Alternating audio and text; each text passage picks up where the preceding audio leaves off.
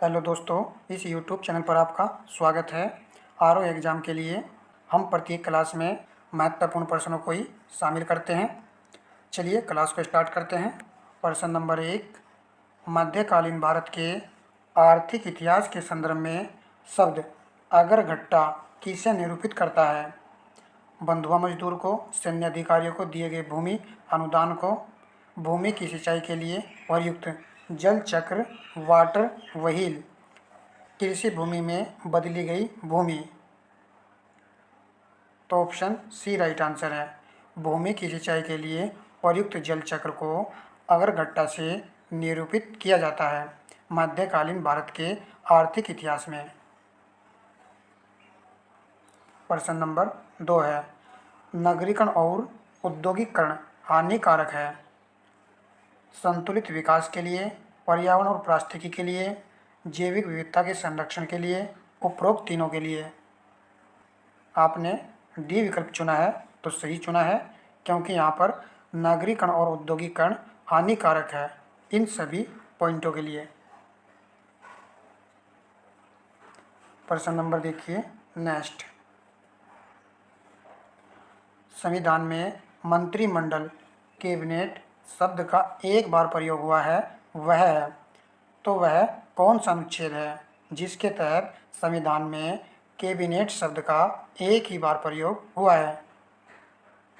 Option A right answer हो जाएगा, अनुच्छेद 352 में।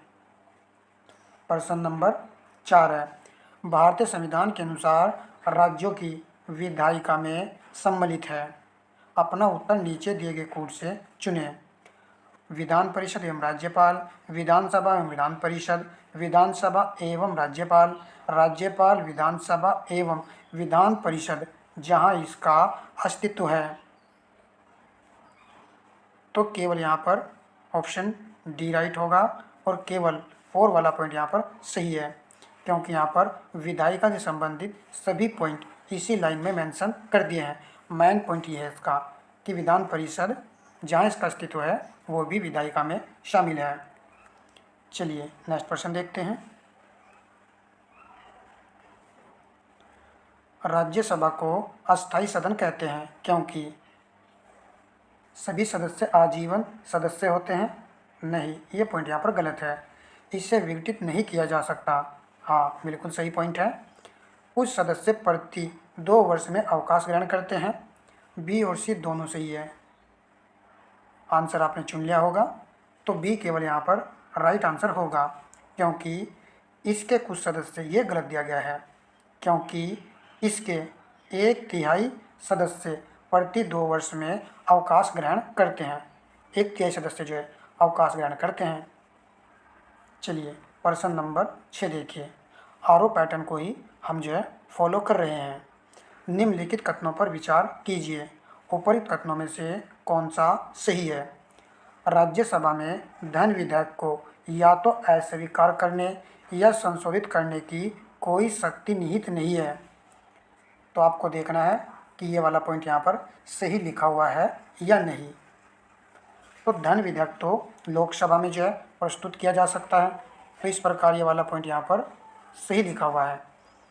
तो 1 सही है, तो 1 तो सी में नहीं है, तो सी को काट दीजिए। राज्यसभा अनुदानों की मांगों पर मतदान नहीं कर सकती। तो दूसरा पॉइंट देखना है कि सही है गलत है।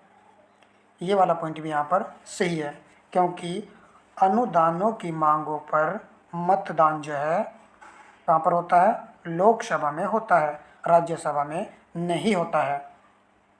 तो इसलिए सही हो चुका है। राज्यसभा में वार्षिक वित्तीय विवरण पर चर्चा नहीं हो सकती। वार्षिक वित्तीय विवरण पर चर्चा नहीं हो सकती, चर्चा हो सकती है, तो ये गलत है। तो यहाँ पर जो है बी राइट आंसर है, केवल 1 और 2 सही है। अच्छा प्रश्न था ये।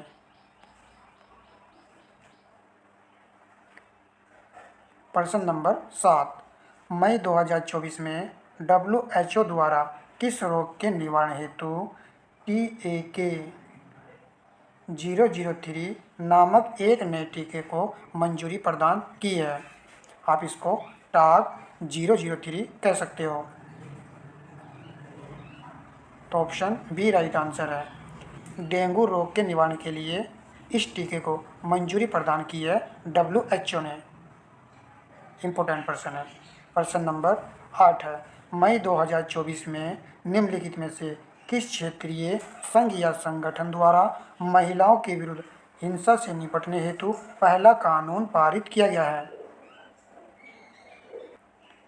तो यह पहला कानून पारित किया है यूरोपीय संघ के द्वारा। सी राइट आंसर है। प्रश्न नंबर 8 है, निम्नलिखित कथनों में से कौन सा सही है? कूट के माध्यम से सही उत्तर का चयन करना है। पी तरंगों का वेग निम्नतम होता है, ये पहला स्टेटमेंट दिया गया है। एस तरंगे तरल माध्यम से होकर नहीं गुजर सकती। धरातलीय तरंगे सर्वाधिक विनाशकारी होती हैं। तो राइट आंसर है यहाँ पर ऑप्शन सी 2 और 3 बिल्कुल सही है। आपको जान लेना है कि भूकंपीय तरंगे 3 प्रकार की होती हैं, जिनमें पी तरंगे होती हैं, एस तरंगे होती हैं और एल तरंगे होती हैं। PSL आपको ये याद कर लेना है। पी तरंगों को प्राथमिक तरंगे भी कहते हैं। इम्पोर्टेंट है, इसलिए थोड़ी जानकारी तो बनती ही है। पी तरंगों का वेग जो है निम्नतम नहीं होता है, उच्चतम होता है। पी तरंगे ठोस द्रव में जो है कंपन करती हैं, साथ में गैस में भी कुछ कंपन करती हैं। एस तरंगे तरल माध्यम से होकर नहीं गुजरती है, तो किस माध्यम से होकर गुजरती हैं ये भी तो जानना जरूरी है। तो ये ठोस माध्यम से गुजरती हैं, जबकि तरल या द्रव माध्यम से नहीं गुजरती हैं। और याद कैसे रखें? देखिए, इसको याद कैसे रखें? तो ठोस वाला तो याद करना आसान हो जाएगा। एस वेव यानी कि सेकेंडरी वेव। तो सेकेंडरी वेव और ठोस को हम कैसे लिखते हैं? सॉलिड लिखते हैं। तो यहाँ पर सेकेंडरी वेव, तो एस से आप याद कर सकते हो कि ये जो है ठोस माध्यम में गुजर सकती हैं। और एल तरंगे लौंग तरंगे होती हैं और धरातलीय तरंगे सर्वाधिक विनाशकारी होती हैं। चलिए प्रश्न नंबर देखते हैं 9। निम्न में से कोयलाइड का उदाहरण कौन कौन से हैं? रबर, दूध, मिल्क ऑफ मैग्नीशिया, मक्खन। तो कोयलाइड के सभी यहाँ पर उदाहरण हैं, तो डी राइट आंसर है।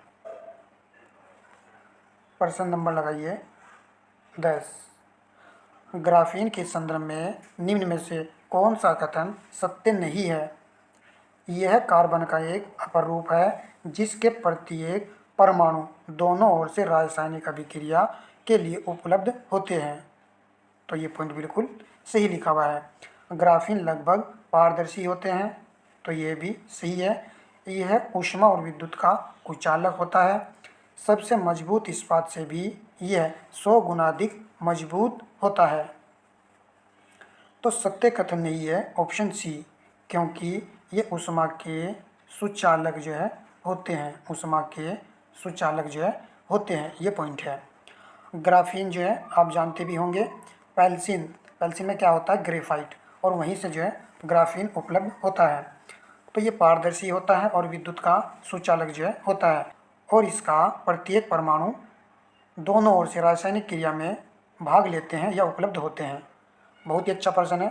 देखिए, प्रत्येक पॉइंट को हम अच्छे से समझ रहे हैं, ताकि इस तरीके से कोई आगे प्रश्न बनेगा तो थ्योरी के माध्यम से जो है कवर हो जाएगा। प्रश्न नंबर 11 है, निम्नलिखित में से उत्तर प्रदेश के किस शहर को सस्टेनेबल सिटी चैलेंज में भाग लेने के लिए चुना गया है? तो ऑप्शन ए राइट आंसर है। वाराणसी शहर को चुना गया है। प्रश्न नंबर नेक्स्ट देखिए, हाल ही में चर्चा में रहे राइजोटोप प्रोजेक्ट का संबंध किस देश से है? राइजोटोप प्रोजेक्ट है ये, इसका संबंध किस देश से है? डी राइट है, दक्षिण अफ्रीका से है। देखिए, ये चर्चा का विषय है। तो राइजोटोप जो है प्रोजेक्ट तो दक्षिण अफ्रीका का है, परंतु ये संबंधित किससे है? तो ये संबंधित है गैंडों के संरक्षण से। इम्पोर्टेंट हो जाता है। प्रश्न नंबर 13 देखिए, हाल ही में किस अंतरिक्ष एजेंसी ने एरियन 6 रॉकेट को सफलतापूर्वक लॉन्च किया है? तो ए राइट आंसर है, यूरोपीय अंतरिक्ष एजेंसी ने इसको सफलतापूर्वक जो है लॉन्च किया है। याद कर लीजिए, अच्छा प्रश्न है। और वीडियो को दोस्तों लाइक के साथ साथ में आपको शेयर भी करना है। चलिए नेक्स्ट प्रश्न देखते हैं। जो विद्यार्थी लाइक शेयर करते हैं उनका बहुत बहुत धन्यवाद। देखिए, यदि आप हमें मोटिवेशन देते रहेंगे, हम भी आपको अच्छे से अच्छा मटेरियल जो है क्लास में देते रहेंगे, ताकि आप भी अच्छे से कवर करके री एग्ज़ाम को निकाल सको। समीक्षा अधिकारी बनना है तो इस प्रकार के टेस्टों को आपको कवर करना पड़ेगा भाई। चलिए प्रश्न नंबर 14 लगाते हैं। निम्न में से किस समूह के जीवों का डूबने से हुई मृत्यु का पता लगाने में महत्व है? लाइकेन, प्रोटोजोआ, साइनो जीवाणु, डाइटम। तो डी राइट आंसर है, डाइटम। प्रश्न नंबर 15, निम्नलिखित में से कौन सा एक ओजोन का अवक्षय करने वाले पदार्थों के प्रयोग पर नियंत्रण करने और उन्हें चरणबद्ध रूप से प्रयोग बाह्य करने, फेजिंग आउट के मुद्दे से समृद्ध है? तो ओजोन का अवक्षय करने वाले पदार्थों के प्रयोग पर नियंत्रण करने, तो बी राइट आंसर है, मॉन्ट्रियल प्रोटोकॉल। चलिए प्रश्न नंबर लगाते हैं 16। निम्नलिखित कथनों पर विचार कीजिए। ऊपर्युक्त कथनों में से कौन सा सही है? तो सही कथन का चयन करना है। भारतीय राष्ट्रीय कांग्रेस की प्रथम महिला अध्यक्ष सरोजिनी नायडू थी। आपको देखना है कि ये भारतीय राष्ट्रीय कांग्रेस की प्रथम महिला अध्यक्ष या सरोजिनी नायडू ही थी। भारतीय राष्ट्रीय कांग्रेस के प्रथम मुस्लिम अध्यक्ष बदरुद्दीन तैयब जी थे। तो ये तो पता है, सही है, दूसरे वाला पॉइंट सही है। तो यदि आपने बी विकल्प चुना है तो सही चुना है, केवल 2 सही है, क्योंकि भारतीय राष्ट्रीय कांग्रेस की प्रथम महिला एनी बेसेंट थी। यदि लिखा होता ये भारतीय राष्ट्रीय कांग्रेस की प्रथम भारतीय महिला अध्यक्ष, तो तब तो आंसर आता सरोजिनी नायडू। और प्रथम महिला पूछेगा तो आपको याद रखना है एनी बेसेंट। चलिए नेक्स्ट प्रश्न लगाते हैं। स्वतंत्रता आंदोलन के इतिहास में भारतीय राष्ट्रीय कांग्रेस का 1929 का अधिवेशन इसलिए महत्वपूर्ण है क्योंकि इस अधिवेशन में, बी राइट आंसर है, कांग्रेस के लक्ष्य के तौर पर पूर्ण स्वराज प्राप्ति को स्वीकृत किया गया था, इसलिए यह महत्वपूर्ण है। 1929 में हुआ था ये, और यह अधिवेशन लाहौर में हुआ था, जिसकी अध्यक्षता पंडित जवाहरलाल नेहरू ने की थी। नेक्स्ट प्रश्न देखिए। गंगा के मैदान की पुरानी कछारी मिट्टी कहलाती है? भाबर, बांगर, खादर। देखिए कौन सा आएगा। तो पुरानी कछारी मिट्टी को जो है बांगर कहा जाता है, जबकि नई कछारी मिट्टी को खादर कहा जाता है। तो बी तो यहाँ पर राइट आंसर है। चलिए प्रश्न नंबर लगाते हैं नेक्स्ट। उत्तर प्रदेश का वह जिला जो न्यूनतम पुरुष एवं महिला साक्षरता में प्रथम स्थान रखता है। तो न्यूनतम की बात हो रही है, पुरुष और महिला में न्यूनतम साक्षरता रखने वाला जिला है श्रावस्ती, डी राइट आंसर है। प्रश्न नंबर देखिए नेक्स्ट। नीचे 2 कथन दिए गए हैं, जिनमें से एक को अभिकथन ए और दूसरे को कर्णधार कहा गया है। अभिकथन ए, बुंदेलखंड क्षेत्र में चना, गेहूं, अरहर इत्यादि प्रमुख उपजें हैं। तो देखिए, यदि आपने हमारी क्लास अटेंड की होगी यूपीएस स्पेशल की, और या अन्य क्लासेज जीके जीएस की भी अटेंड करते होंगे, तो हमने आपको बताया था कि बुंदेलखंड में चना बुंदेलखंड की प्रमुख जो उपज है। तो इस प्रकार पहले वाला कथन जो है सही हो जाएगा। तो यूपीएस स्पेशल की जो 3 क्लासें मैंने दे दी हैं, बहुत ही अच्छी क्लासें हैं, उससे बाहर कुछ नहीं आएगा। आगे भी क्लासें यूपीएस स्पेशल से देता रहूँगा, तो चैनल पर नए हैं तो सब्सक्राइब आप कर सकते हो, कुछ नहीं छूटेगा। मैं बिल्कुल अच्छे तरीके से कवर करता हुआ चल रहा हूँ। पेड बैच की तरह ही आपको क्लास यहाँ पर उपलब्ध हो रही है। कारण देखिए, इस क्षेत्र में काली मृदा का विस्तार है। नीचे दिए गए कोड से सही का चयन कीजिए। तो ऑप्शन ए राइट आंसर है। ए और आर दोनों सही है। आर ए की सही व्याख्या करता है, क्योंकि इस क्षेत्र में काली मिट्टी का विस्तार जो है देखने को मिलता है।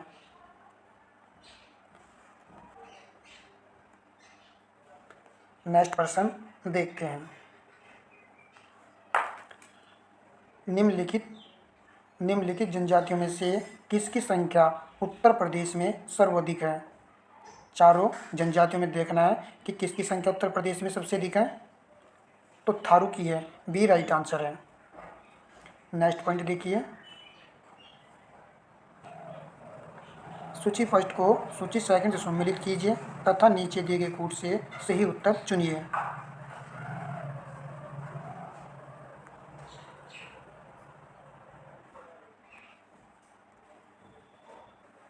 कनक भवन कहाँ पर है? ये अयोध्या में है। एक का 4 आएगा।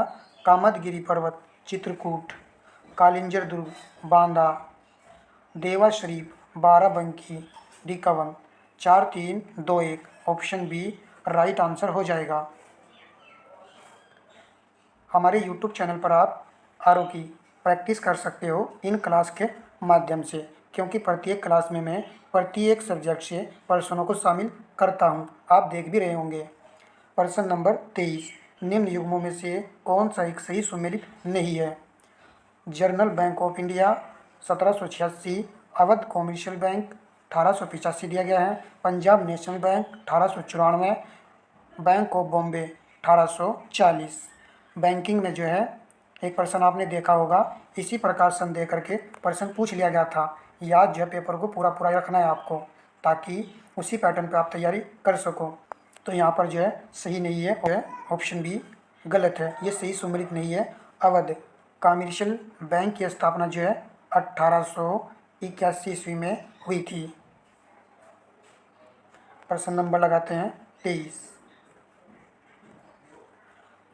प्रश्न नंबर 24, समन्वित ग्रामीण विकास कार्यक्रम IRDP का प्रमुख लक्ष्य है।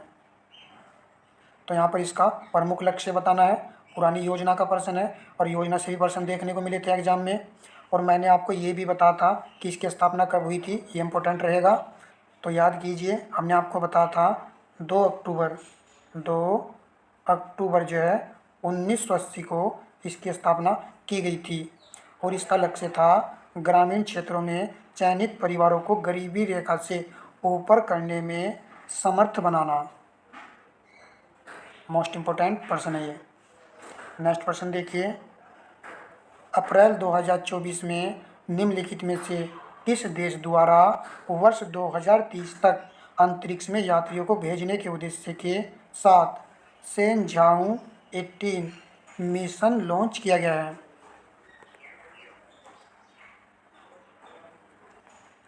तो इसको जो लॉन्च किया है चीन देश ने। सी राइट आंसर हो जाएगा। प्रश्न नंबर नेक्स्ट देखिए, उत्तर प्रदेश करंट का प्रश्न है, इंपॉर्टेंट रहेगा। हाल ही में उत्तर प्रदेश सरकार ने विदेशी निवेशकों को आकर्षित करने के कंट्री डेस्क स्थापित किए हैं। इसमें से किस स्थान पर इसे स्थापित नहीं किया गया? America, Japan, Australia, Europe. तो सी राइट आंसर है। ऑस्ट्रेलिया में इसको स्थापित नहीं किया गया है। विदेशी निवेशकों को आकर्षित करने के कंट्री देशक स्थापित किए गए हैं। तो ये स्थापित किए गए अमेरिका, जापान, यूरोप। नेक्स्ट देखिए, प्रश्न नंबर 27 है, हाल ही में ग्लोबल इंडिया AI शिखर सम्मेलन, ग्लोबल इंडिया AI समिट का आयोजन कहाँ किया गया है? इसका आयोजन किया गया है नई दिल्ली में। ऑप्शन है यहाँ पर सही आंसर हो जाएगा। प्रश्न नंबर 28 है, कृषि का प्रश्न है। निम्नलिखित फसलों पर विचार कीजिए, इनमें से कौन सी खरीफ की फसलें हैं? कपास, मूंगफली, धान, गेहूँ। तो सीधी सी बात है, आप जानते होंगे गेहूँ तो रबी की फसल होती है। तो बच्चे हमारे पास धान, मूंगफली और कपास। धान की फसल इस वक्त चल रही है, तो ये भी होगा। और सर्दी का मौसम लगने वाला है तो मूंगफली भी होगा और कपास भी होगा। इस प्रकार यहाँ पर सी राइट आंसर हो जाएगा, यानी कि ये खरीफ की फसलें हैं। चलिए प्रश्न नंबर देख लेते हैं नेक्स्ट। एरियाज वाइटेला किस फसल का कीट पीड़क है? बैंगन, नींबू, सूरजमुखी, कपास। सी राइट आंसर है, कपास का ये कीट है। नाम याद कर लीजिए, एरियाज वाइटेला। प्रश्न नंबर नेक्स्ट लगाइए। अमरूद, अमरूद की प्रमुख शर्करा है। अमरूद में देखिए क्या सुक्रोज आएगा या फ्रक्टोज आएगा या माल्टोज आएगा या ग्लूकोज आएगा? तो ऑप्शन बी राइट आंसर है, फ्रक्टोज। देखिए अमरूद क्या है, याद रखेंगे अमरूद फल है, और फल से याद कर लीजिए कि इसमें जो है शर्करा जो होती है वो फ्रक्टोज होती है। नेक्स्ट देखिए, यदि x का 33 से ही 1/3% बराबर 11 हो तो x का मान होगा। ऐसा प्रश्न ही देखने को मिला था। सिंपल आसान तरीके से आप कर सकते हो। तो यहाँ पर x का गुना कर लीजिए, 33 से ही 1/3 है तो सही वाले को सही करेंगे तो कितना आएगा? ऊपर आ जाएगा आपका 100 और नीचे आएगा 3 गुना प्रतिशत का 100 लगा दीजिए तो 300 हो जाएगा नीचे, बराबर 11। 100 से आप 100 काट दीजिए और x/3 आएगा यहाँ पर 11, तो x की वैल्यू आ जाएगी 11 तिया 33, तो सी यहाँ पर राइट आंसर हो जाएगा। नेक्स्ट देखिए, लोक और नृत्य संबंधित प्रश्न है ये। निम्नलिखित युग्मों पर विचार कीजिए, सही सुमेलित हैं ये देखना है कि कौन से युग्म यहाँ पर सही सुमेलित हैं। गरबा गुजरात सही है, मोहिनीअट्टम उड़ीसा का नहीं है, केरल राज्य का है, तो यहाँ पर केरल होना चाहिए था। यशगान कर्नाटक का ही है, 1 और 3 सही है, तो केवल सी राइट आंसर हो जाएगा। चलिए प्रश्न नंबर लगाते हैं नेक्स्ट। हमारी प्रत्येक क्लास को भाई वॉच करना है आपको, मैं सही कह रहा हूँ, अच्छे से प्रैक्टिस हो जाएगी आपकी यहाँ पर। प्रश्न नंबर 33, निम्न युग्मों पर विचार करें, सही सुमेलित युग्म है। समाचार पत्र और प्रकाशक यहाँ पर दिए गए हैं। आरओ एग्जाम को जो है आप आसानी से निकाल सकते हो, बशर्ते आपको सही तरीके से अध्ययन करना होगा। द पायनियर समाचार पत्र के प्रकाशक हैं महात्मा गांधी, तो पहले वाला सही है। नेशनल हेराल्ड जवाहरलाल नेहरू दिया गया है, देखिए ये इसके प्रकाशक नहीं है, जबकि इन्होंने इसको प्रारंभ तो किया था, प्रकाशक इसके ये नहीं है, तो ये गलत हो जाता है। स्वदेश वाहिनी CR रेड्डी, स्वदेश वाहिनी के CR रेड्डी नहीं है। स्वदेश वाहिनी समाचार पत्र के प्रकाशक कौन है? के राम कृष्ण पिल्ले। फिर हिंदुस्तान समाचार पत्र के प्रकाशक हैं तारकनाथ दास, तो यहाँ 4 वाला भी सही है, राइट आंसर होगा ऑप्शन ए विकल्प। 1 और 4 यहाँ पर सही है। चलिए प्रश्न नंबर नेक्स्ट लगाते हैं। बजट 2024-25 में कितने शहरों में प्लग एंड प्ले सुविधा वाले औद्योगिक पार्क खोलने की घोषणा की गई है? तो केंद्र का बजट है, औद्योगिक पार्क खोलने की घोषणा की है। चारों में देखिए तो याद रहेगा, ये आसान हो जाएगा आपके लिए क्योंकि यहाँ पर 100 है, तो 100 पार्क खोलने की घोषणा की गई है। चलिए प्रश्न नंबर देखते हैं नेक्स्ट। निम्नलिखित कथनों पर विचार कीजिए, ऊपरी कथनों में से कौन सा सही है? प्राकृतिक गैस गोंडवाना संस्तरों में पाई जाती है। अभ्रक प्रचुर मात्रा में कोडरमा में पाया जाता है। धारवाड़ खनिज तेल के लिए प्रसिद्ध है, तो ऑप्शन बी राइट है, केवल 2 वाला कथन सही है। प्राकृतिक गैस यहाँ नहीं पाई जाती है। गोंडवाना में, गोंडवाना क्षेत्र में जो है कोयला पाया जाता है, और धारवाड़ में खनिज तेल हटाए यहाँ से, धात्विक खनिज के लिए प्रसिद्ध है।